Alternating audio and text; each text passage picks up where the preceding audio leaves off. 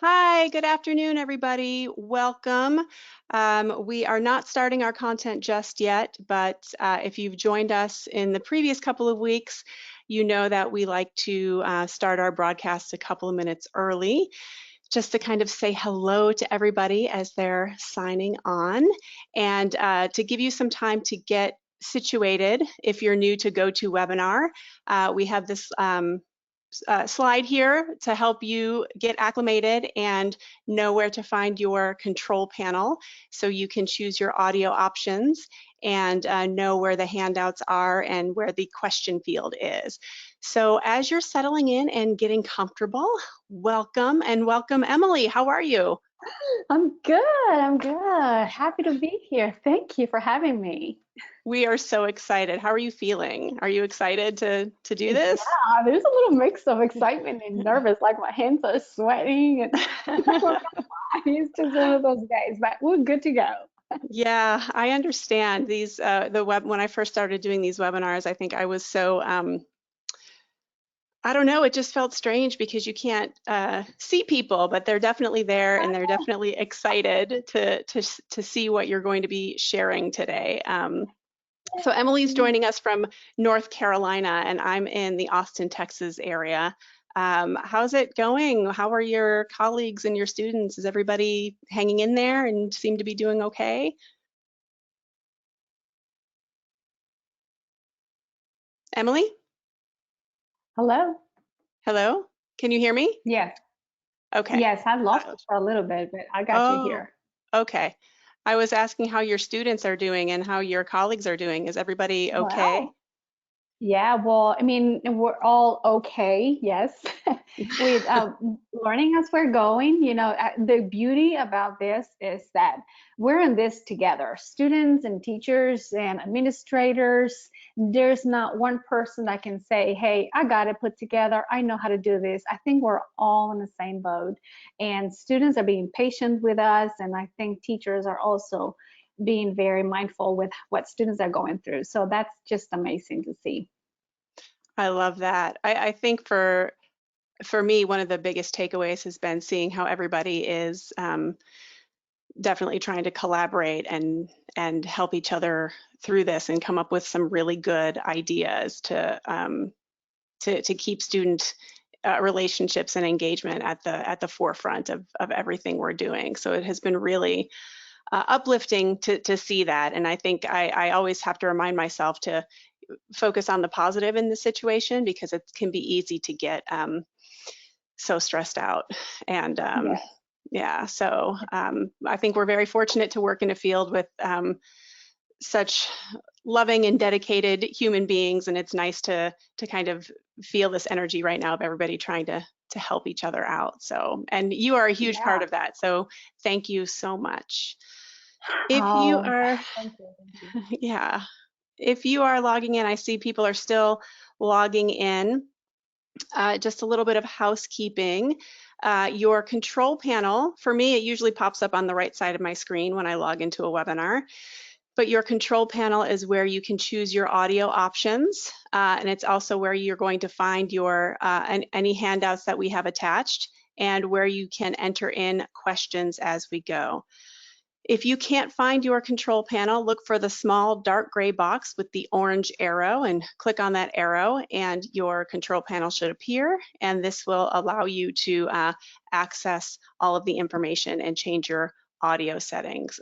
If for some reason you can't find your control panel, please don't worry. At the end of our webinar today, a couple of hours after the conclusion of the webinar, you will receive an email with a recording of the webinar and a certificate of attendance and any handouts or information that is attached in the control panel. So if you're listening and you can't find your control panel, don't stress. Everything that's in that control panel, we're going to get to you a couple of hours after the conclusion of the webinar. So we've got you covered. Don't worry about that. We will be getting started with our content in a few minutes. Right now we have about 360 dedicated educators joining us, and the number keeps climbing, so welcome everybody. Emily is here with us, and we are waiting patiently for everybody to come in and get settled so we can talk about our remote reading lessons today for English learners. We're so excited. Yes. I think it's wonderful that you guys are providing these webinars. Teachers are right now thirsty and hungry, or all these new resources that we need to teach our students the new way, the new norm. Yes, and well, we couldn't do it without you, for sure. So we are very honored that you're here. And this, I just think the great thing about having you and other educators join us is, again, taking that positive tone and trying to lift people up during this very stressful time. And we can do that for each other, and just as we do it for our students. That's right. That's right. Oh my gosh, people are just 450 so oh my far. gosh, It's it's growing. so cool. Hi everybody. I wonder if I can see. I'm going to play around here a little bit. I want to see who's who. Oh, I don't want to mess with it too much because I don't want to mess it up. But sometimes I can see, They who's can signing send a in. tweet. They can tweet and tell us if you're watching, if you're tuning in. Yes, please tweet. Emily, I'm not sure I put your Twitter handle on any of these slides. Do you want to Oh share with people what no. your Twitter handle is? Yes, if you're listening, it's Emily Fran ESL. Emily Emily, Fran ESL. excellent. And Saddleback is at SDLback, SDLBACK. So you can tweet about Emily and Saddleback and tell us that you're here and tell us where you're from. Let's do a time check. 2 minutes. We've got 2 more minutes. All right, I got people tweeting already. So yay, they're Excellent. getting the message. I love it. I love it. Are they saying where they're joining us from, Emily? No, I just got they're excited to hear the webinar today, and yay, they're excited today, and just exclamation marks. So they're saying, I'm here. Frida says, I'm here. So it's exciting to see all this. I think Twitter is like one of the best platforms. Of course, I'm on Instagram because my students are mostly using Instagram, but Twitter is just such a perfect way to stay in touch with professionals who follow the same passion as you. Absolutely. Valentina Gonzalez is watching us from Texas. Oh, Yay! welcome, Valentina. We're happy you're here. Another tweet from New York City, Rhode Island. Oh my goodness, that's amazing. That's amazing how we're all coming together. I love Canada. it. Woo! Canada. Okay. Welcome, Canada. Oh, I know I have a awesome. friend join us from Iran. He said he was going to stay up late to watch the webinar Oh, live, so I'll have to send him a shout out. yes, please do. And if you're here and we don't know it yet, welcome. Welcome to everybody. Yes. Okay, it is time. It is officially that time to start today. So welcome one more time for those of you who are just joining us. Before I get this slide out of the way, I think it bears repeating. Your control panel is where you can adjust your audio preferences. It is where you can enter in questions, and it is where handouts are attached. It's a little gray box, and if you can't find it, it might be closed. So you want to look for the small dark gray box with the orange arrow and click on that orange arrow to open it, and that is what's going to allow you to communicate with us and access the handouts. And once again, if for some reason you can't find it, don't worry. After the conclusion of today's webinar, a couple of hours after it's over, you will receive an email with the recording, any handouts that are in the control panel, as well as your certificate of attendance. So you will be able to get access to all of these things. Welcome, everybody. Let's officially get started. So this is why we are here.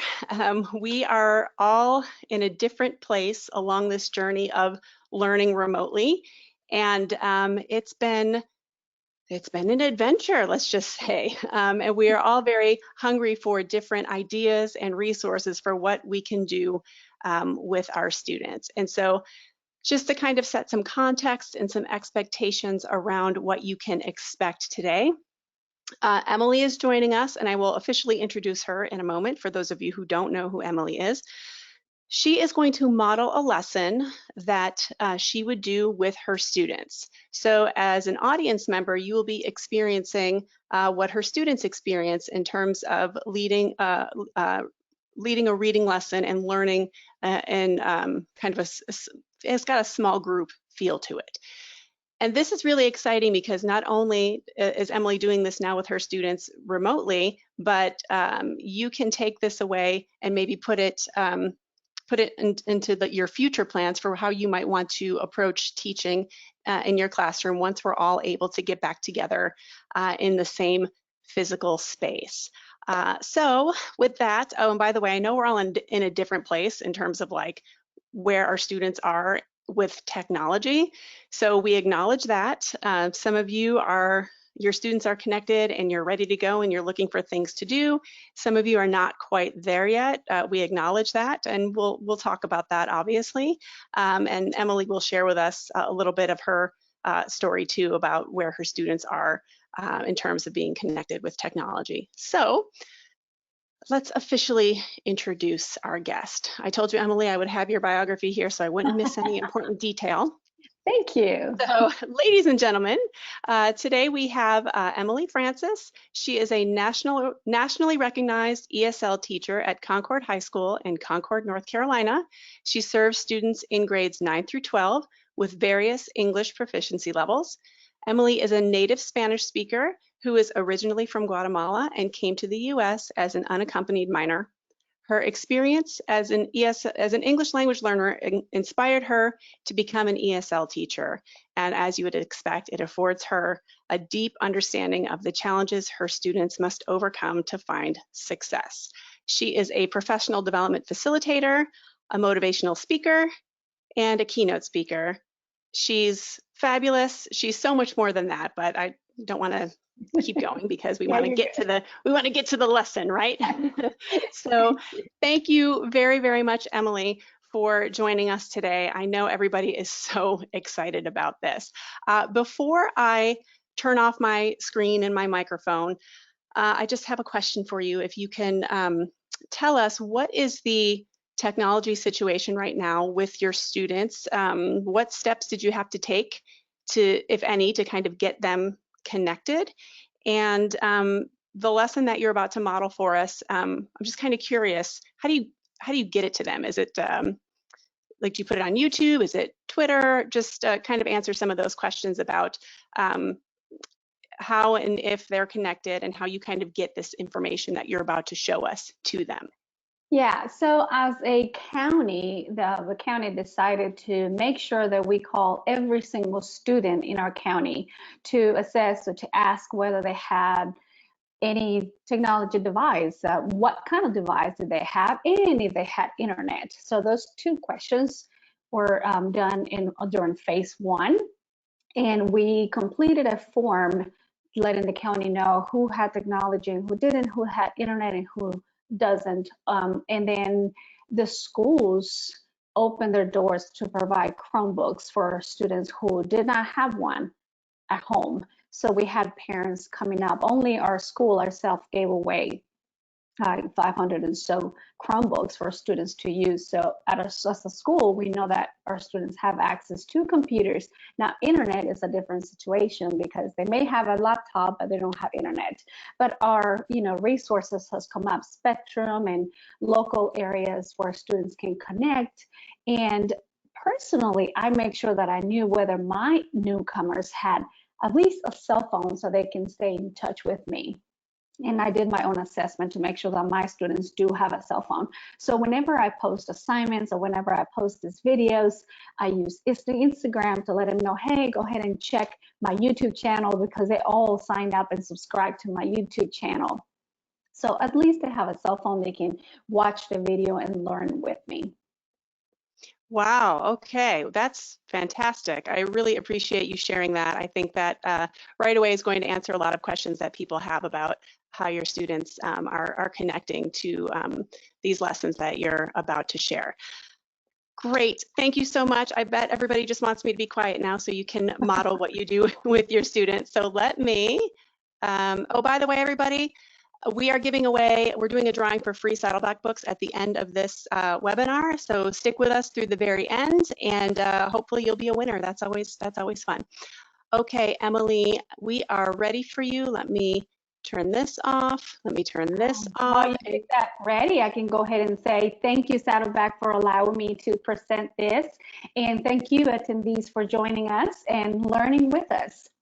So the reason I decided to do these videos for my students, there are three reasons why I decided to do it. One is because I found out that all of my newcomers, all of my students had a cell phone. So even if they didn't have internet at home, they had a cell phone that they can connect with me through social media or send a message. The other reason was for consistency. In my classroom, we use Saddleback books and we use small group instruction to learn. So I wanted to continue that for my students. I think today more than ever, our children and our students need consistency. And if I can provide somehow a little bit of that consistency that we had in the classroom, continue that virtually, then I'm doing that for my students. And the third reason why I decided to do these videos is because I am learning with them.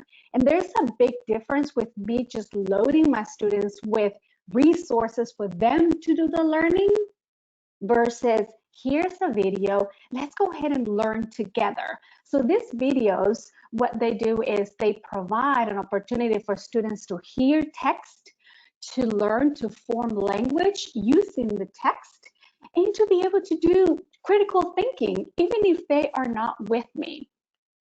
So humor me and be my student today, and I'm going to model a lesson just like I do with my students, and you'll see how easy it is to help our students continue developing that language through literacy that they need.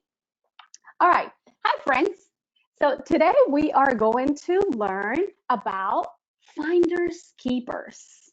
Well, Finders Keepers is a book that will teach us about a decision that the character had to do after he finds something.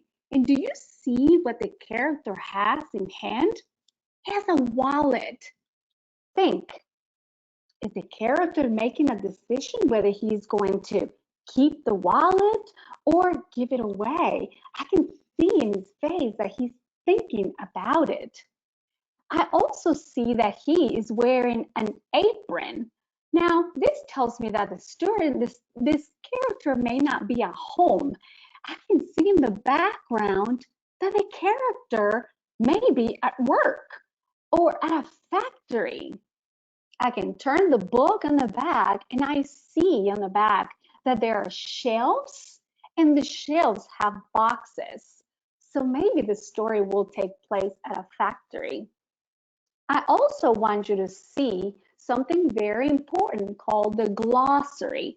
A glossary is usually found on the back of the book, and the glossary contains vocabulary words with meaning, the definition.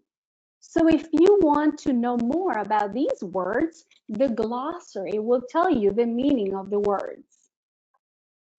After we look at this cover and we get an idea of what the book is about, it's always good to look through the pictures to get an idea of more thinking. What is happening in the story? I can tell that he is at work. I can tell that he's having some conversations with someone else. This book, my friends, is a story, and stories have a pattern. A story has a beginning, has a middle, it has an end to it. First, next, and last. This book will be 3 lessons. In lesson 1, from page 3 to 13, we're going to read what happens at the beginning of the story. In lesson 2, you are going to read what happens next. That's pages 14 to 24. And or toward the end of the story, pages 28 or 45, you will hear what happened at the end of the story. So you see how our story is going to have a pattern of beginning, middle, and end. Keep that in mind as we read our story. Also, another thing that can help us is make a list of words. As you are reading, think about some of the words that we can write to make sentences. The words would have to be important details. What event is so important that we can add a word to our list? Let's begin. Chris Alvarez zipped his backpack. The library was empty. It was time to go home. Soon he wouldn't need the library computer. For the last year, he's been saving money. Getting a part-time job at a local hardware store had really helped. Now he could almost afford a laptop. Wow. So I learned the character's name. So now when I talk about my character, I know that the character's name is Chris Alvarez. And that is very important because I know that when I refer to him, I don't have to say him, I have to say Alvarez or Chris Alvarez. I also learned that he has a job. Here's the word job, and I'm going to add that to my list. Just like I have a job, I teach at the school. My friend has a job at the factory, and he works at the factory. I also would like to add the word laptop. This is the laptop. So Chris is saving money so he can buy a laptop. Notice the three words we have so far. I didn't know anything about my character, and now I know his name, I know he has a job, and I know he wants to buy a laptop. It started to rain just as Chris arrived home. Dinner is on the stove, his dad said. How was school? Okay, I got a C on my science test. Most kids failed. I don't care how other kids did. Are you satisfied with a C? That's a mediocre grade. I expect more from you. Expect more from you. So in this page, we learned that Chris took a science test. And in that science test, he had a lot of wrong answers. He did not get an A. He did not get a B. In a test, he got a C. Oh, and his dad is not very happy with that grade. So I am going to add the word school because now I know that Chris is in school. But I also need to add the new character. The new character is Chris' dad, or Chris's dad. I'm going to add him right here. And I'm going to see what happens with Chris's dad. I want you to notice how I added an apostrophe S because the dad belongs to Chris, or it's Chris's dad. And instead of Chris, one syllable turns into two syllables, Chris's dad. So I see that is his dad who is he having a conversation with. Chris sat down at the table. I studied for that test. My C was one of the best grades in class. I know you studied the night before, his father said, but What about the rest of the week? It didn't seem like you were studying then. You just crammed at the last minute. That wasn't a great choice. Uh-oh, I think his dad is getting on him for getting a C on his test. Chris felt hurt by his dad's words. Nothing he did ever seemed to be good enough. There was always pressure to be better. It wasn't easy to balance that with school and having a job. I want you to see the word hurt right here. It doesn't mean like, oh, my head hurts. Oh, my tummy hurts. It is a different type of hurt. When someone says something that you do not like and it hurts your feelings because of what they said to you. So I'm going to go ahead and add how Chris is feeling right now. I'm going to add the words hurt. It's very important to notice characters' feelings because characters' feelings gives us an idea of what the character is going through. Like, how do you feel when your mom and your dad tells you to do something you don't want to do?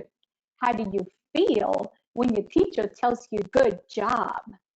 That is a feeling that comes from your heart. The next day, Chris worked late at the hardware store. A large delivery had come in. There were many boxes to unpack. Usually, 2 people worked each shift, but today, Chris had to work alone. The other employee, Joey, hadn't shown up to work. He'd also been absent from school. So this unpacking means to open. He has to open all of the boxes and he has to do it all by himself because his friend Joey did not show up. Oh, that's a lot of work. Did you check the order? Mrs. Johnson asked. She owned the store. It's all here. Good. Put everything away and break down those boxes outside. Sure, he answered. I think this character is an important character to add to our list. After the word hurt, I'm going to add Mrs. Johnson to my list. Mrs. Johnson is a character that is going to be important in our story, so it's important to have her on the list as well. So Chris finished stocking the shelves and he dragged and flattened the boxes to the dumpster. And I love how there's a picture behind Chris and you see a dumpster. A dumpster is where they put the trash or the garbage. Something caught his eye. Curious. He walked over to inspect it. A red wallet was on the ground. Ooh, Chris opened it. Inside was a picture of a girl and a lot of cash. He was surprised to find so much money.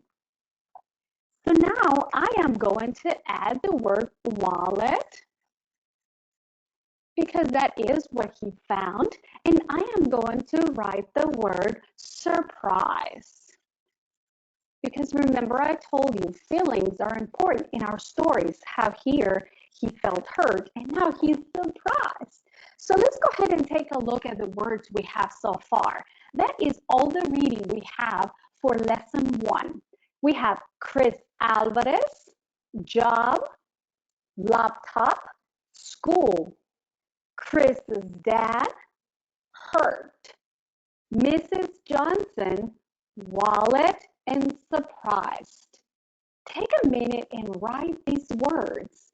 And let's see how we can turn these words into Sentences. A sentence is a complete thought. Like this is a word, job.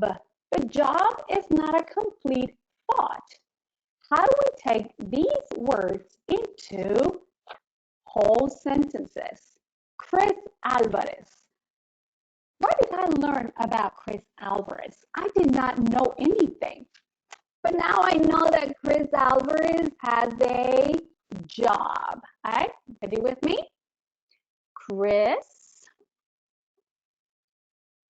Let's just go ahead and use Chris has a job. Now I'm going to challenge you a little bit because the text tells you exactly where he works. That is called text evidence. Right here tells me that he works at a local hardware store. So I can use these words to finish my sentence. Chris has a job at a hardware store. Chris has a job at a hardware store. Let's go ahead and look at the next word. What is this word? Laptop. Yes, remember, he's in school. He wants to get a laptop. That sentence with me. Chris wants a laptop. 4 words, and that is a complete sentence. Chris wants, ooh, notice how I'm adding a little S right here because it's about one person. So if it's only about one, I'm adding my S. Chris wants a laptop. Period. Notice how every sentence has a capital and a period. Oh, what else did I learn about Chris? What is this word? It's the word school. Yes. What do we know about school and Chris? And you know what? We can also use the word he because we already introduced the name of the character. So when you say he, we know we're talking about Chris. He is in school. Is in school. And that is a complete sentence. Oh, this sentence right here. Chris's dad. What about Chris's dad? What happens here? He does not look very happy, right? He is not happy. With who? With us? No, he's not happy with Chris. Now I have to say Chris's dad. And don't forget to add your little S so it turns into 2 syllables. Chris's dad is not happy with Chris.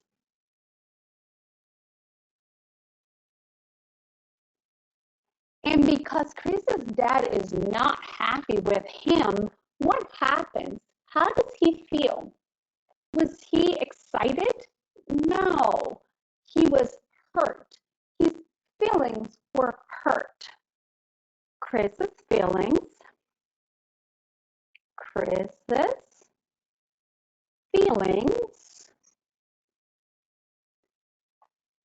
are hurt. I'm running out of room, so we're going to go ahead and stop right here for right now. I would like for you to read these sentences with me so we can practice reading our writing. Good readers and good writers read the writing because if there's anything you need to fix when you read it out loud, you can hear your mistakes. My turn. Chris has a job at a hardware store. Read it with me. Chris has a job at a hardware store. My turn. Chris wants a laptop. Read it with me. Chris wants a laptop. My turn. He is in school. Read it with me. He is in school. school. My turn. Chris's dad is not happy with Chris. Chris's dad is not happy with Chris. My turn. Chris's feelings are hurt. Chris's feelings are hurt. Now, I am going to give you a question that is going to make you think a little beyond the text. We can answer questions about the text looking in the book. But I'm going to ask you a question that is going to make you think about your opinion on the text. And you can go to my Padlet and answer this question, or you can comment below in the video and give me your answer. What do you think Chris should do with the wallet? Think. He found the wallet. Should Chris keep the wallet in his pocket? Or should he return the wallet and find who it belongs to? It will be for you to think about. You can answer using these sentence starters. You don't have to, but this will help you. Chris should keep the wallet because, and then you give me your opinion. Or Chris should return the wallet because, here, take a minute and look at the question and give me your answer. Let's think beyond the text. Give me your thinking. And we will continue with lesson 2 tomorrow. Bye, friends. All right, that was the lesson. I hope you learned from Chris. Thank you so much. Let me go ahead and put this slide there. I know you wanted to kind of talk about some of the bigger picture pieces of your lesson. So I have this slide for you to speak to. And I also was wondering if you could address what, if anything, you do differently with that lesson based on language proficiency levels.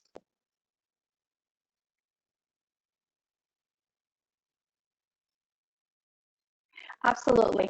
Okay, so the lesson that I modeled for you is a lesson that has all of these components, those takeaways that I want you to take from this lesson. So when I do these lessons, I need to make sure that I'm being intentional. What is it that I'm providing my students? So if you look at the first point, when I went through reading the cover of the story, the cover of the book, and looking at the glossary, I am teaching my students how to look through the book for features that are going to help a student facilitate the comprehension of the text. And then I did a text structure where I tell my students the reason, the way the story's format goes. It's so important for students to understand the format of the story, the structure of how the story is laid out. This helps with writing because when you are telling them to write a story, they understand now that it's a beginning, a middle, and an end. And also activates background knowledge. So students already know something about this text. They might have found something that now they have a connection with the text. So looking through the cover and text structures and features help the student activate that prior knowledge so they create a connection with the new learning. If you notice, I did a lot of think out loud. As I was reading, I was modeling that reading is not just about flipping pages and running your finger through the words. Reading is about thinking. It's about asking yourself questions. So as I was reading, I was modeling what is happening here. How is the character feeling? How am I feeling as a reader? Because it creates a connection with students. What this does is it builds background knowledge. And it's also something that students can use with any other text, whether it's in science and biology and physics or in math. When students learn how text works and you build that background knowledge, it's something they can apply to other contents. The last one is the scaffolding for writing. So if you notice, we started with making a list of words. And when you look at language proficiency and language acquisition, it all begins with one word. Students can learn one word, and after the word, they learn how to make a sentence. And after the sentence, they make a paragraph. And a paragraph turns into an essay.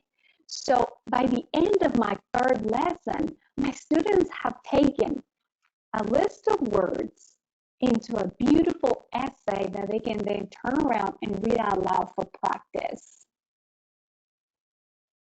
And your question about the how would I scaffold it for different students? Of course, right now I don't have all of my materials here, but I would use vocabulary word cards for students, and this is some of the cards that we have. So it shows a little emotions, or I pull out my Chromebook and I pull up a picture, a visual that goes with the words.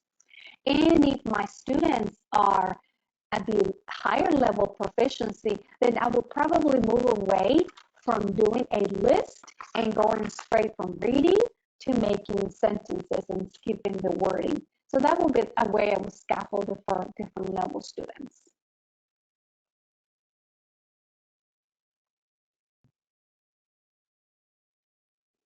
Great, thank you for that. We are going to ask Emily a few more questions. I know a lot of questions have been coming in, and a lot of you submitted questions as you registered as well, so we definitely want to get to as many of those as possible. For sure, one of the most common questions is it okay to read books out loud online when we're thinking about fair use and copyright? Now, I'm not an attorney, so I'm not going to make any sort of blanket statements about what's okay and what's not okay, but I do want to point everybody to this article that came out in EdSurge recently. When our webinar concludes and we send the video out, we will also send a link to this article, and we just wanted to share this with you because we think it provides some really clear guidance around fair use and appropriate use. We just want everybody to stay on the correct side of copyright law. So this article that we're going to share with you lays it out pretty clearly, and we think you'll find it very, very useful.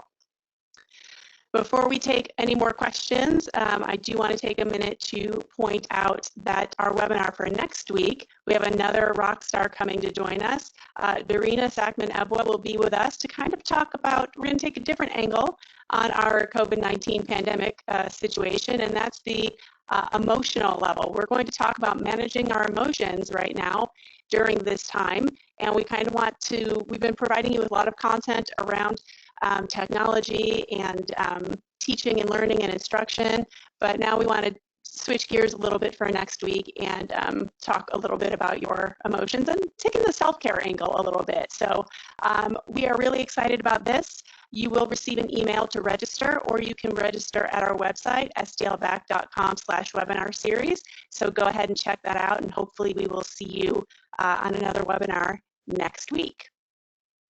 Now, Emily, we do have a couple more questions for you. So let's start with this, this question about maintaining relationships during this time. Can you talk a little bit about some of the things you're doing? Obviously, you're sending these video lessons and engaging with your students, keeping the instruction going. Are there any other things you'd like to share about how you are maintaining your relationships right now with your students during this time?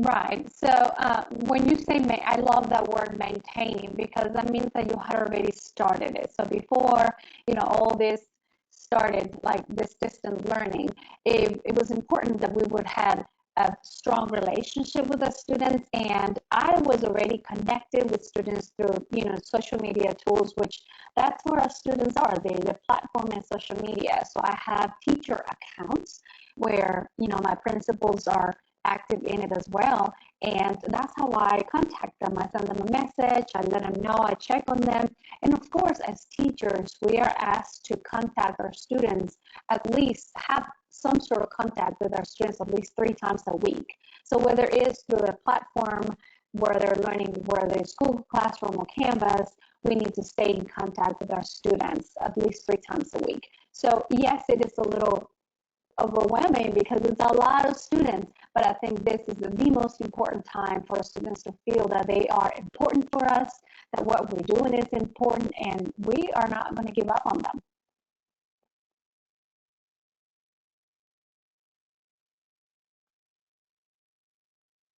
Absolutely. What can you talk a little bit, and this leads into another question that we have, can you talk a little bit about students who are not yet reading? You have students who are coming to you, they may come mid-year, and can you talk a little bit about how your lesson that you just modeled, how it helps students who are not yet reading? Is it just the way that you have it organized so that you're starting at that word level and you're reading aloud and students are able to listen to language and then you focus on one word at a time?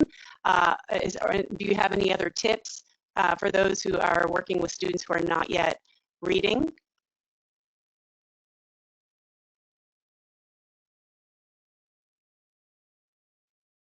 Right. So I do have several students who are not reading yet in English, but they are reading in their home language. So something that I do is value home language and make sure that they continue learning in their language. So even if they don't understand the question that I'm asking or information that I'm sharing, we translate it. And of course, Google Translate, as we know, is not the best, but it's at least having something. So yes, I make sure that my students are learning and reading in their native language, but it's also important that they are listening to text. And that's why these videos, I see them important because we are engaging, we're together learning. They see me, they watch me pronounce the words, they see the text, and it's the same thing that we were doing in the classroom. So yes, I think students right now are going to be using home language more than English, but in the meantime, they're still learning and they are incorporating culture. They are home with their parents and their families, and we need to value that. We should not be worried that they are increasing the gap. We should be just grateful that they have a family that is keeping them safe and that have a family that cares for them, and that whenever they get back to us, we do what we do best and just continue closing that gap. And yes, the word by word is part of our WIDA consortium, our WIDA standards. We learn first a word in any sentence. So I'm technically following my WIDA standards for language acquisition.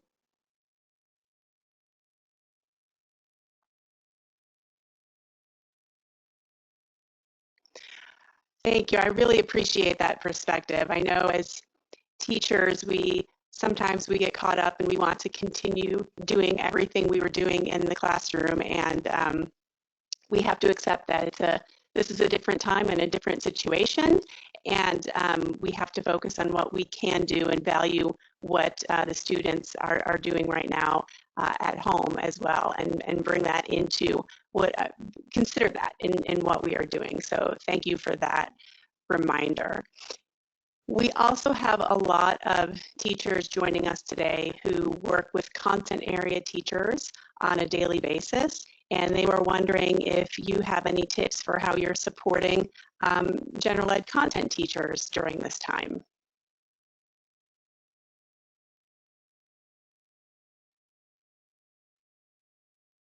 Well, I do offer a lot of inclusion support for students in 3 different classes, and I see how my teachers are, how they direct instruction, and based on how I know the teacher, how he or she is, that's how they're going to do their online learning. So I need to make sure that I am supporting the teacher, whether providing scaffolding or providing great instruction or just communicating in general. I just asking questions. Have you seen so and so log into your platform, and just making phone calls and just supporting teachers, in that moral way, just not really planning. I'm not sitting down and planning. Of course, it's ideal if you do co-planning for these lessons. But right now, I think teachers are so overwhelmed that all they need right now is just have a tap on the shoulder and say, hey, you're doing great. I'm here for you. Let me know if you need me. I can call home. They don't need me to be behind them and say, hey, you're doing this wrong. I think that would be the last thing that I would do for a teacher. Everybody's doing the best that they can, and we should do the same thing.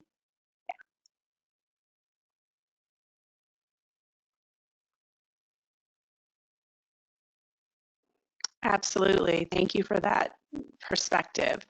One last question, and that is, are you finding high engagement right now with your students, with your videos? Are they logging in and participating still? I think a lot of people want to know how other teachers are doing in terms of getting students to connect and engage in some of the work. So how are your students doing with that? What's your participation level like at this point? Yes, I am amazed. I am amazed at how my students are engaged in this. You know, I'm not obligating them to do it. I think my advice to them is do what you can, and what is out of your control, just don't lose sleep over it. And if you can log in to see the video and do some learning with me, great. If you can log into my Padlet and respond to my question, even better. But I'm not like calling them every day to make sure that they're doing the work. I think this is a time where students are going to start taking that initiative to wanting to learn a little more. And I love seeing that. I am not calling my students every day to check on them why they didn't do the assignment, but their responses are showing up. They're responding on the YouTube comments. They are entering in Flipgrid responses. They are entering my Padlet responses. So I can see that students are thirsty for learning, hunger for learning. They might be getting bored with all those games or doing nothing at home, and they're looking to see what teachers have out there that will help them with their learning.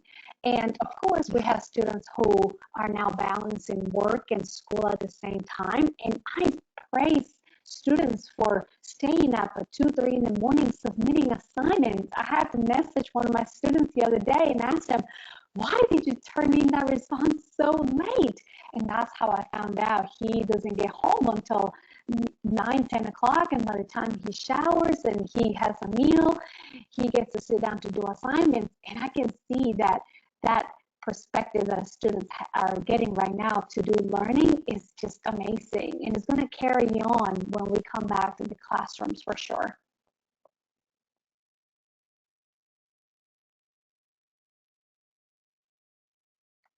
Absolutely. This is a time where students are going to take their own initiative and approach their own learning. And you're right, that's a skill that will serve them throughout their lives for sure. So we are just about out of time. We like to keep these webinars concise. So we know you are all very busy. We just always like to mention that if you're looking for Hi-LowBooks digitally, these are our digital partners. These partners that we work with, they are very popular. You probably already have partnerships with one or more of these providers in your district. So if you are looking for Saddleback digital materials, please check out one of our digital providers. And finally, before we sign off for the day, we always like to draw a free book winner. Amber, our operations manager, is going to hop on and share with us who is leaving today with some free Saddleback books.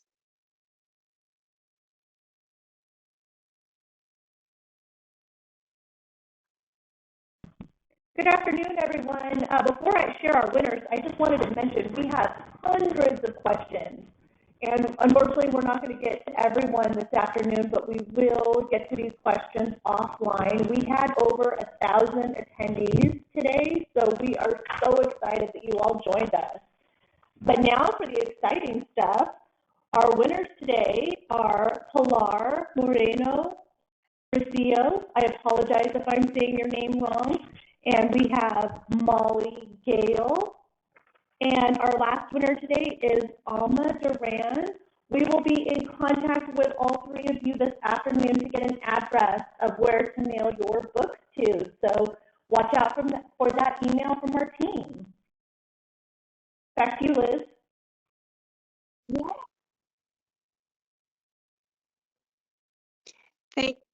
Thank you so much, Amber, and thanks to all of you for joining us today. Emily, we thank you very much.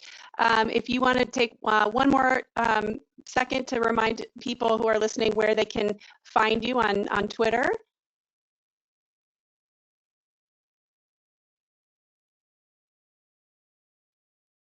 Yes, my Twitter handle is @EmilyFranESL. @EmilyFranESL.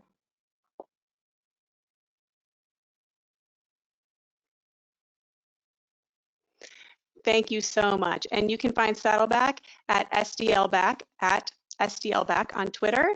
And if you have another social media platform that you like to use, Facebook, Instagram, you can find us there as well. You can also find us on the web, sdlback.com. You can reach us at contact@saddleback.com if you have questions, and we are available by phone as well. So our contact information is right here for you.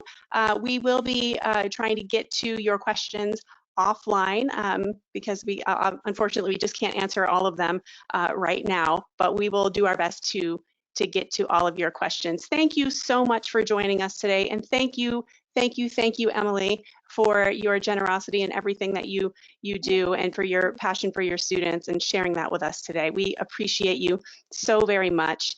And everybody, thank you for joining us, and hopefully we'll see you next week on our next webinar with Ms. Darina. Thank you, Emily. Bye, everybody. Bye. Thank you.